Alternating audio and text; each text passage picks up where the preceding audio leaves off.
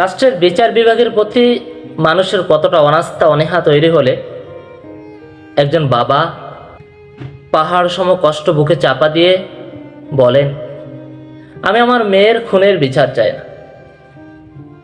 কারণ আপনারা পারবেন না এর বিচার করতে।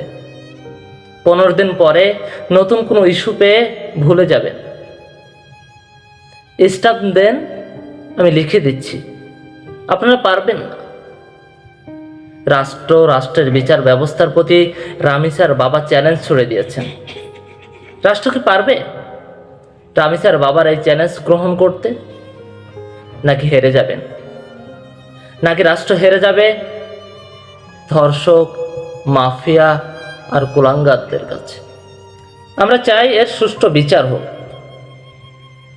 একটি দৃষ্টান্তমূলক শাস্তি হোক, যাতে ভবিষ্যতে আগামীর দিনে আর কোনো এমন ধর্ষক, খুনি, কুলাঙ্গারের আবির্ভাব না হয়।